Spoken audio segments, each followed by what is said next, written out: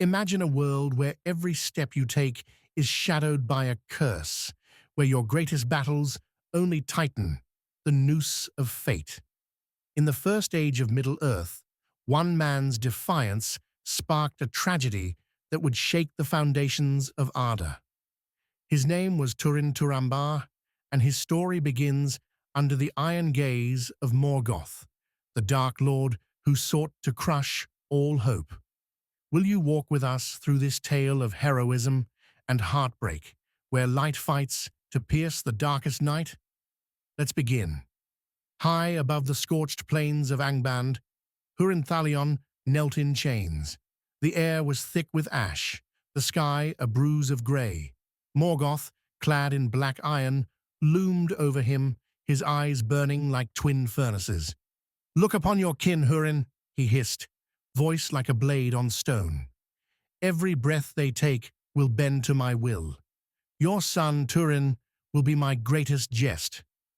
Húrin's heart roared with defiance, but his chains held fast. Far below, in Dor Lomin, a shadow crept over the land. Túrin, barely 8 winters old, ran through fields of gold with his sister Lilith, her laughter a fleeting melody. But Morgoth's curse was no idle threat. A plague, born of his malice, swept through Dor Lomin, stealing Lilith's light. Túrin stood by her grave, fists clenched, his boyish face hardening into something older, something fierce. His mother, Morwen, watched from the doorway, her eyes dark with fear. "We cannot stay," she whispered, knowing Morgoth's spies circled like vultures. The road to Doriath was long, fraught with peril. Morwen sent Túrin ahead, entrusting him to a band of weary travelers. The forest loomed, ancient and unwelcoming, but salvation came in the form of Beleg Cuthalion, an elf of unmatched skill. His bow sang, felling orcs in the gloom, and his voice was a beacon. "Come, young one," he said, guiding Túrin to the hidden halls of Menegroth. There, King Thingol placed Túrin upon his knee, declaring, "You are my son now, man though you be." Melian, the queen, wove enchantments to shield the boy, but her gaze lingered on him, heavy with foreboding. In Doriath, Túrin grew tall and strong, his black hair framing eyes that held too much sorrow. He learned the ways of the elves, mastering sword and bow under Beleg's tutelage. Yet he was a stranger among them, his human heart restless. One elf, Saros, envied Túrin's favor. His taunts were sharp, mocking the wild men of Dor Lomin. Túrin bore them in silence, but the darkness within him stirred, a seed planted by Morgoth's curse. Years passed, and ill tidings came.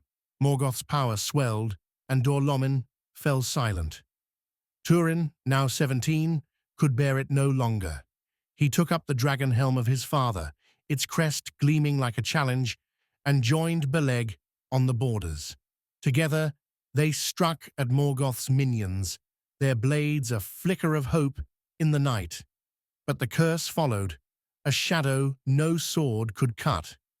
Túrin's heart burned with purpose, yet each victory felt hollow, as if Morgoth laughed from his iron throne.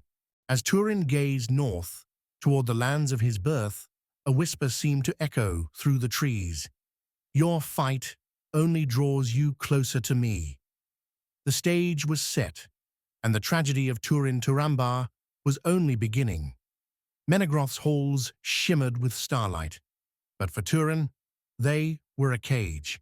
At 19, he stood taller than most elves, his strength a marvel, his sorrow a burden. Beleg taught him the secrets of the wild, but Túrin's thoughts drifted to his mother and sister, lost in the grey north. Nellis, an elf maiden, watched him with quiet eyes, her kindness a fleeting balm. Yet one elf saw Túrin as a rival, Saros, Thingol's counselor, whose words dripped venom. "You sit among elders, man-child," Saros sneered at a feast, his voice cutting through the hall. Do the women of Dor Lomin still dress in rags? Túrin's hand tightened on his cup, but he said nothing. The silence was a storm brewing. When Thingol was absent, Cyaros pressed further, mocking Túrin's kin.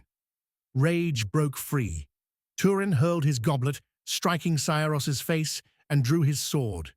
Only Mablung's intervention stayed his hand. "Enough!" the elf roared, shaming Cyaros. But the wound was struck. The next dawn, Cyaros ambushed Túrin in the forest, shield raised, eyes wild with hate. Túrin, honed by years with Beleg, sidestepped the blow, splitting Cyros's shield. The fight was swift, brutal. Túrin disarmed him, stripped him bare, and chased him through the trees in mock pursuit. Cyaros, blind with panic, leapt across a stream and fell, his body breaking on the rocks below. Mablung arrived, horror in his eyes. "You must face Thingol's judgment," he said. Túrin, unyielding, turned away. "I am no murderer," he growled, vanishing into the wild. Exiled, Túrin wandered south, a lone figure beneath a starless sky.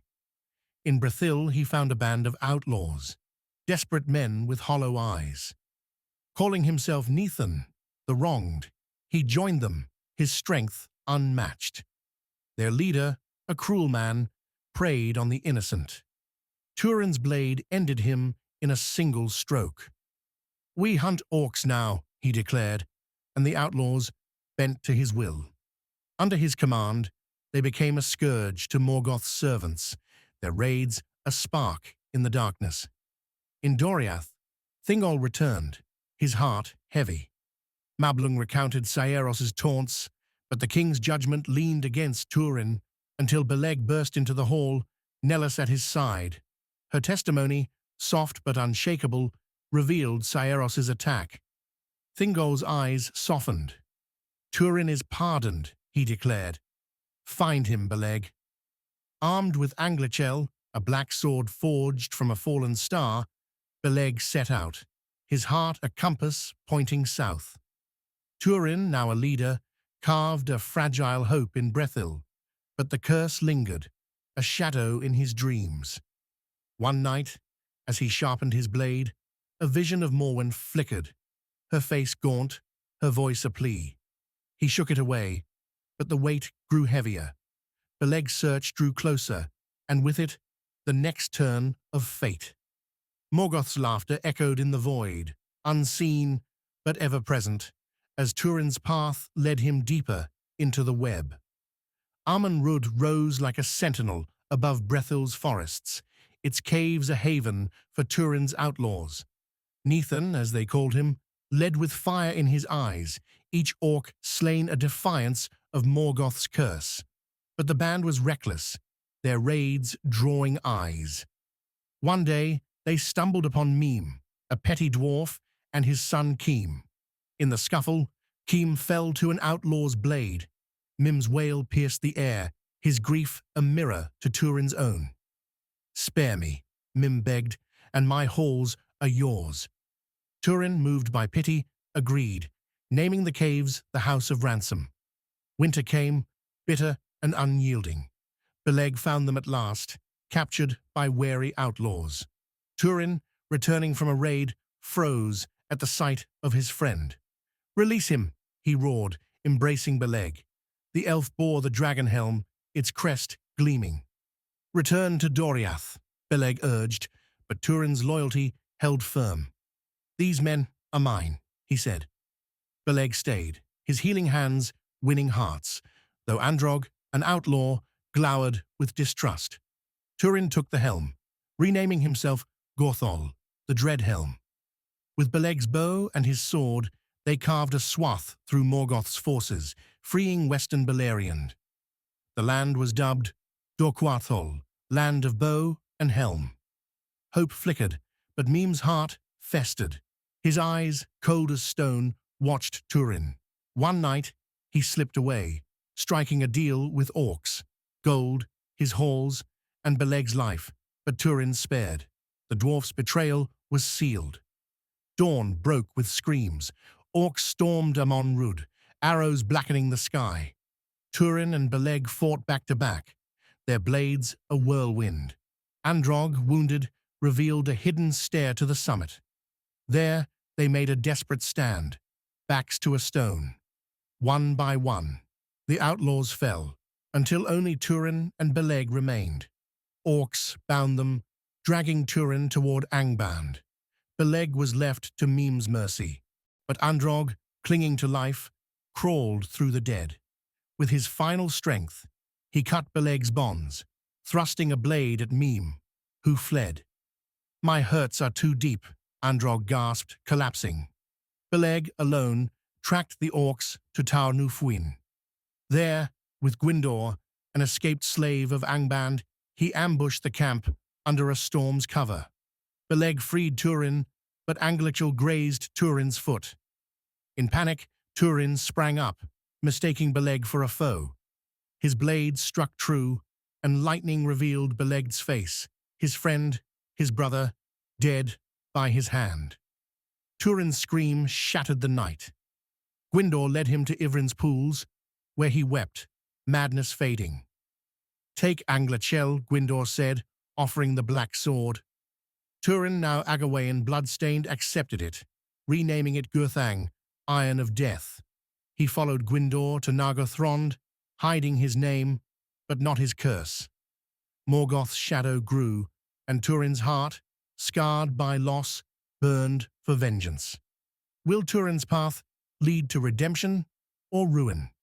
Subscribe and hit the bell to join us for the next chapter of this epic saga as Middle-earth trembles under Morgoth's wrath. Nargothrond's halls glowed with elven craft, but Túrin, now Agawain, saw only shadows. Welcomed for Gwyndor's sake, he hid his past, but his prowess shone. Gurthang, reforged, sang in his hands, and Orodreth the king heeded his counsel. Finduilas, Orodreth's daughter, gazed at Túrin with eyes that stirred his heart. But he turned away. She was Gwyndor's love, and Túrin would not betray his friend. Túrin's voice grew bold in council. "No more hiding," he urged, rejecting Nargothrond's secrecy. "We must strike Morgoth openly." Orodreth, swayed, ordered a bridge built over the Narog, its stones a symbol of defiance. Gwyndor, scarred by Angband's tortures, warned against it. "You court doom," he said, but Túrin's fire drowned him out. The elves rallied, crafting dwarven armor for Túrin, complete with a gilded war mask. Orcs fled at his approach, naming him the Black Sword. But Morgoth's gaze was fixed. Ulmo's messengers warned of peril, but Túrin scoffed. "We are ready," he declared, blind to the curse tightening its grip. Autumn brought Glaurung, the father of dragons, his flames despoiling Ivrin's pools. The host of Nargothrond met him at Tumhalad, Túrin at their head. The dragon's might was unstoppable. Orodreth fell, his crown shattered. Gwyndor, mortally wounded, gasped, "Save Finduilas, or your doom will find you." Túrin carried him away, but Gwyndor's eyes dimmed, his last breath a curse on Túrin's pride. Nargothrond lay open. Glaurung's fire melted the doors of Felagund, and orcs poured in.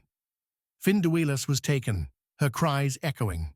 Túrin, clad in dwarven mail, cut through the horde, Gurthang a blur of death. But on the bridge, alone, he faced Glaurung.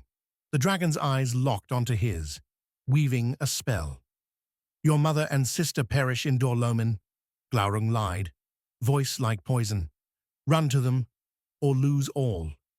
Túrin, transfixed, stood frozen as Finduilas was dragged away, her screams fading. Released, Túrin struck at Glaurung, but the dragon dodged, laughing. "Go north, son of Húrin," he taunted. Túrin fled, the bridge collapsing behind him. In Dorlomin, he found ruin. Easterlings ruled, his home sacked. Brotta, their chief, had wed Erin, Túrin's kinswoman. Rage consumed him. Gurthang flashed, and Brotta's neck snapped. Túrin slew 3 more, sparking a revolt. Erin, in defiance, set the hall ablaze, her life ending in flames. Túrin fled, a stranger, in his own land. Finduilas's cries haunted him, and Glaurung's lie gnawed at his soul. Morgoth's curse had turned his strength to ash, and the path ahead led only to deeper sorrow. Brethel's forests whispered of refuge, but Túrin, weary and broken, found no peace. The men of Haleth, led by Brandir, welcomed him warily. Túrin, now Turambar, master of doom, set aside Gurthang, vowing to fight with spear and bow.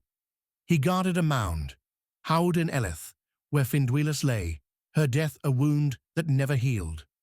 Orcs feared the place, falling to Túrin's silent ambushes. In Doriath, Morwen and Ninor sought Túrin, defying Melion's warnings. Mablung led a company to protect them, but at Nargothrond, Glaurung struck. His vapors drove their horses mad, scattering the group. Ninor, alone, faced the dragon. His eyes burned into hers, stealing her memory. Túrin is a coward, Glaurung lied, laughing as she collapsed, her past erased.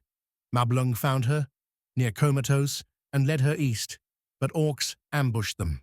Ninor fled, lost in Brethil's wilds. Túrin found her, naked and trembling, by Finduilas's mound. Her eyes, empty of recognition, stirred his heart. He named her Niniel, Maid of Tears, and brought her to Ethel Brandir. Brandir tended her fever, but she slept only when Túrin held her hand. As Niniel relearned speech, her joy was a light in Túrin's darkness. Love grew, blind to the truth. Brandir, smitten, warned against their union, sensing Túrin's curse. "He is Túrin, destroyer of Nargothrond," he said. Niniel hesitated, but spring brought their wedding, a fleeting joy. Morgoth, enraged by Brethil's defiance, sent Glaurung. Túrin, torn, hesitated, but Dorlus's wounds shamed him. He took up Gurthang, leading woodsmen to slaughter orcs at Tieglin's crossings. But Glaurung burned closer, his path set for Cabed and Aras, a narrow gorge. Túrin, with Dorlus and Hunthor, planned an ambush. Dorlus faltered, and Hunthor died to a falling rock. Alone, Túrin climbed the cliff, the dragon's reek choking him. As Glaurung crossed, Túrin drove Gurthang into his belly. The dragon's scream shook the forest, and black blood burned Túrin's arm. Niniel, defying Brandir, followed, finding Túrin lifeless beside the dying dragon. Glaurung stirred, his final words a dagger. "Niniel is Nienor, your sister." The spell broke, and Nienor's memories flooded back. "Farewell, Túrin, twice beloved," she wept, casting herself into the gorge. Brandir, witnessing all, named it Cabed Neramath, the leap of dreadful doom. Túrin stirred, alive but broken, and Brandir revealed the truth. Madness seized Túrin. He slew Brandir, Gurthang drinking innocent blood, and wandered, lost in grief. As Túrin's tragedy unfolded, another son of Hador rose. Tuor, son of Huor, born in exile, grew among grey elves. At 16, he defied Easterlings, only to be enslaved by Lorgan. 3 years later, he escaped, living as an outlaw until Ulmo's signs led him to Vinyamar. There, he donned Turgon's armor, a silver hauberk and swan-winged shield. Ulmo appeared, tasking him to warn Gondolin. Voronwer, a shipwrecked elf, guided him through perils to the hidden city. Gondolin's towers gleamed, a bastion of hope. Turgon welcomed Tuor, but pride blinded him to Ulmo's warning. Tuor stayed, his heart won by Idril, Turgon's daughter. Their love, blessed by Turgon, bore Erendil, but Meglin, the king's nephew, burned with jealousy. Defying Turgon, Meglin sought metals beyond the mountains, only to be captured by Morgoth's spies. Under torture, he betrayed Gondolin's location, promised lordship by the Dark Lord. Morgoth struck during the Gates of Summer, his host of orcs, balrogs, and dragons overwhelming the northern hills. Turgon led the defense, but the city burned. Ecthelion, Lord of the Fountains, slew 3 Balrogs before facing Gothmog, their duel ending in the King's Fountain, both drowned. Turgon fell as his tower crumbled. Tuor fought Meglin, casting him from the walls, and led Idril and Eärendil through secret tunnels. Glorfindel guarded their rear, slaying the Balrog Lungorthen, but falling into the abyss. The survivors reached Sirion's mouth, joining Elwing's refugees from Doriath. Húrin, released by Morgoth, unwittingly aided the enemy. His cries for Turgon in Sirion's Vale revealed Gondolin's region, sealing its doom. Broken, Húrin wandered to Brethil, finding Morwen by Túrin's grave. She died in his arms, and Húrin, despairing, cast himself into the sea. Morgoth's curse had razed Gondolin, but a spark of hope endured in Eärendil's eyes. Gondolin lies in ashes, but the tale isn't over. Subscribe to follow Middle-earth's final stand against Morgoth in our next chapter. Húrin's final act brought ruin to Doriath. Bearing Nargothron's horde, he cast the Noglamir at Thingol's feet, a cursed gift. "Your fee for failing my kin," he spat. Melion's wisdom broke Morgoth's spell, and Húrin, repentant, handed the necklace gently. "A memorial," he whispered, leaving forever. Thingol, entranced, sought to set Baron Silmaril in the Noglamir. Dwarves of Nogrod agreed, but greed consumed them. In Menegroth's depths, they slew Thingol, stealing the jewel. Melion's grief shattered her girdle, and she departed for Valinor. The dwarves fled, but elves reclaimed the Noglamir. 2 survivors reached Nogrod, inciting vengeance. A dwarven host sacked Menegroth, slaying Mablung. Beren, Luthien, and Dior ambushed them at Sarn Athrad, recovering the Silmaril. Beren and Luthien, their light fading, died soon after, leaving the Noglamir to Dior, Doriath's new king. Dior restored Menegroth, wearing the Silmaril. But its light drew the sons of Fëanor, bound by their oath. Celegorm demanded its return. Dior refused. The second kinslaying erupted. Dior slew Celegorm, but he and Nimloth fell. Their sons, Elured and Elurine, were abandoned in the forest. Maedhros, repentant, searched for them in vain. Elwing, Dior's daughter, escaped with the Silmaril, reaching Sirion's mouth. Morgoth's dominion grew, his laughter echoing, as Doriath crumbled. Yet Elwing's survival, and the Silmaril's light, defied him. At Sirion, she joined Tuor's refugees, forging a new haven. Gil-galad, High King of the Noldor, rose, and Tyrdan's mariners taught them the sea's ways. Tuor, feeling age's grip, sailed west with Idril on Eärama, leaving Eärendil as lord.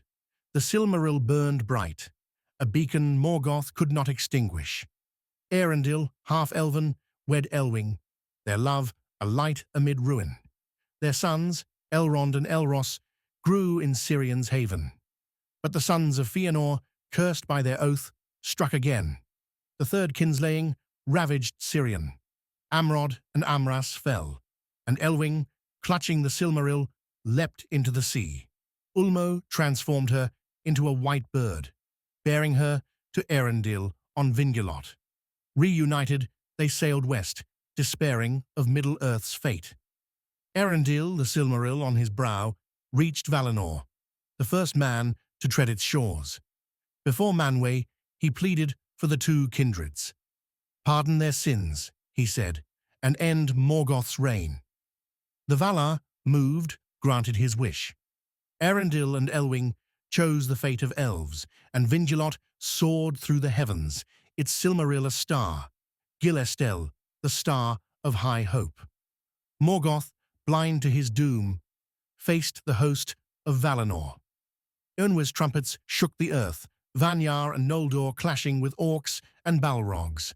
Men fought bravely, honoring Húrin and Túrin's sacrifice, though some, like Uldor's kin, served Morgoth.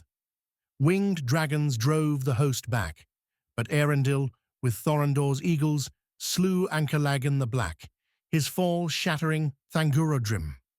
Morgoth fled to Angban's depths, suing for peace. The Valar bound him in Angainor, casting him into the void. The Silmarils were entrusted to Eärnwy, but Maedhros and Maglor, driven by their oath, stole them. The jewels burned their hands, proof of their unworthiness. Maedhros leapt into a fiery chasm. Maglor cast his into the sea, wandering in regret. Beleriand sank, its ruins a memory.